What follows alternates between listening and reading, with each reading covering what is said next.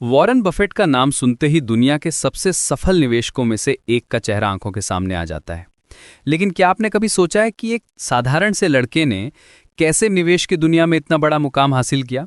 आज हम जानेंगे वॉरेन बफे वे के बारे में, वो तरीका जिसने न सिर्फ उन्हें अरबपति बनाया बल्कि लाखों निवेशकों को सही राह दिखाई।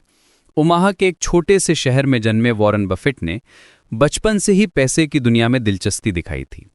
11 साल की उम्र में उन्होंने अपना पहला शेयर खरीदा था, लेकिन असली बदलाव तब आया जब वो कोलंबिया यूनिवर्सिटी में बेंजामिन ग्राहम से मिले। ग्राहम ने उन्हें वैल्यू इन्वेस्टिंग का मतलब समझाया, यानी किसी कंपनी की असली कीमत पता करना और उसे उससे कम दाम में खरीदना। ये सिद्धांत बफेट की निवेश यात्रा की नींव बना। बफेट का पहला नियम बेहद सरल है, कभी पैसा मत गंवाओ। और दूसरा नियम, पहला नियम कभी मत भूलो। ये सुनने में आसान लगता है, लेकिन इसके पीछे गहरी समझ छुपी है। वे कहते हैं कि निवेश में जोखिम तब आता है जब आप नहीं जानते कि आप क्या कर रहे हैं।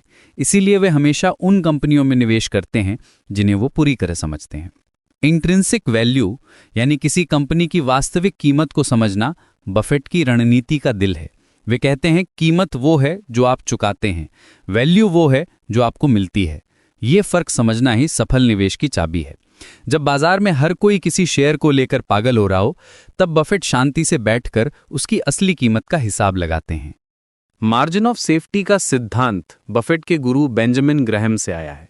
इसका मतलब है कि आप किसी शेयर को उसकी फेयर वैल्यू से काफी कम दाम में खरीदें। बफेट इसे पुल के उदाहरण से समझाते हैं। अगर आपको 10,000 पाउंड का ट्रक ले जाना है, तो आप 30,000 पाउंड झेलने वाला पुल बनाएंगे। यही सुरक्षा का मार्जिन है। निवेश में भी यही सिद्धांत काम करता है।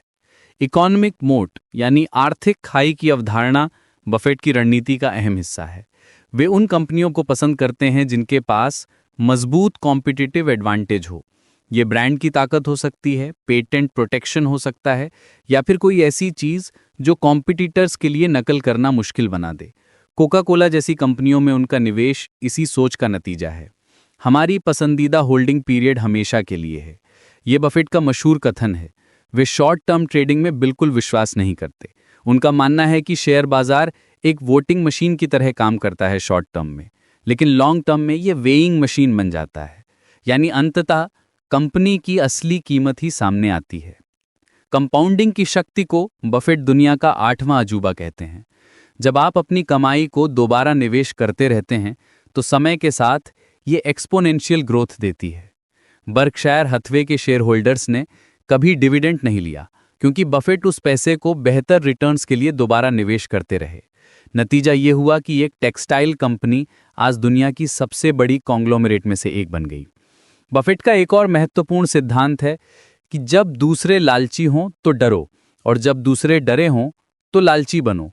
ये कॉन्ट्रेरियन थिंकिंग का परफेक्ट एग्जाम्पल है। जब 2008 में फाइनेंशियल क्राइसिस आई, तो जब सब डर रहे थे, तो बफेट ने गोल्डमैन सैक्स और जनरल इलेक्ट्रिक में बड़े निवेश किए। ये टाइमिंग मार्केट नहीं था, बल्कि अपॉर्चुनिटीज को पहचानना था। मैनेजमेंट क्वालिटी पर बफेट बहुत जोर देते हैं। वे कहते हैं कि आप चाहे कितनी भी अच्छी कंपनी खरीद लें, अगर मैनेजमेंट ईमानदार और केपेबल नहीं है, तो आपका निवेश सफल नहीं हो सकता। वे उन सीईओज को पसंद करते हैं जो शेयर होल्डर्स के पैसे को अपने पैसे की तरह ट्रीट करते हैं।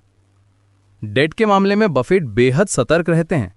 वे हाई डेट वाली कंपनियों से बचते हैं, क्योंकि डेट किसी भी कंपनी की फाइनेंशियल फ्लेक्सिबिलिटी को कम कर देता है, खासकर इकोनॉमिक डाउनटर्न्स के दौरान। कम डेट वाली कंपनियां बेटर सर्वाइव करती हैं। सर्कल ऑफ कॉम्पिटेंस का सिद्धांत बफेट की सफलता की एक और वजह है। वे सिर्फ उन इंडस्ट्रीज में निवेश करते हैं जिन्हें वे अच्छी तरह समझते हैं। टेक्नोलॉजी सेक्टर में देर से एंट्री करने की वजह भी यही थी। जब तक उन्हें एप्पल का बिजनेस मॉडल पूरी तरह समझ नहीं आया, तब तक उन्होंने निवेश नहीं किया। टेम्परामेंट वर्सेस इंटेलेक्ट के बारे में बफेट का कहना है कि निवेश में आईक्यू से ज्यादा इमोशनल कंट्रोल जरूरी है। आपको बाजार के अप्स एंड डाउन से घबराना नहीं चाहिए। पेशेंस और डिसिप्लिन ही लॉन्ग टर्म सक्सेस की गारंटी है। वे कहते हैं कि स्टॉक मार्केट इम्पेशेंट लोगों से पेशेंट लोगों के पास पैसा ट्रांसफर करने का जरिया है। आज 2025 में भी बफेट के सिद्धांत उतने ही रेलेवेंट हैं। उनकी लेटेस्ट शेयर होल्डर लेटर्स में वे फिर से इक्विटी इन्वेस्टमेंट्स पर जोर दे रहे हैं। कैश और बॉन्ड्स के मुकाबले क्वालिटी बिजनेसेस में निवेश करना आज भी बेटर स्ट्रैटेजी है। बर्कशायर हैथवे ने 2024 में $26.8 बिलियन टैक्स दिया, किसी भी यूएस कंपनी का रिकॉर्ड। ये दिखाता है कि डिसिप्लिन कैपिटल एलोकेशन कितना पावरफुल हो सकता है। ग्रेग एबल को सक्सेसर बनाना भी बफेट की लॉन्ग टर्म थिंकिंग को दर्शाता है। वे चाहते हैं कि बर्कशायर का कल्चर और इन्वेस्टमेंट फिलॉसफी आगे भी जारी रहे। उनका मानना है कि अमेरिका की लॉन्ग टर्म प्रॉस्पेरिटी में विश्वास रखना जरूरी है। आज के वॉलेटाइल मार्केट्स में बफेट का अप्रोच और भी महत्वपूर्ण हो गया है। वे कहते हैं कि रियलिटी के हिसाब से अडैप्ट करना पड़ता है। रियलिटी आपके रिस्क टॉलरेंस के हिसाब से नहीं बदलती, लेकिन कोर प्रिंसिपल्स वही रहते हैं: quality businesses, reasonable prices, long term holding. Warren Buffett way सिर्फ इन्वेस्टमेंट स्ट्रैटेजी नहीं है, ये एक फिलॉसफी है। ये सिखाती है कि पेशेंस, डिसिप्लिन और कॉन्टिन्यूअस लर्निंग से कैसे वेल्थ क्रिएशन किया जा सकता है। चाहे आप बिगिनर इन्वेस्टर हों या एक्सपीरियंस्ड, बफेट के सिद्धांत आपको सही राह दिखा सकते हैं। याद रखिए, आज कोई छांव में बैठा है क्योंकि किसी ने बहुत पहले पेड़ लगाया था। आपका निवेश भी आपके भविष्य के लिए वैसा ही पेड़ हो सकता है।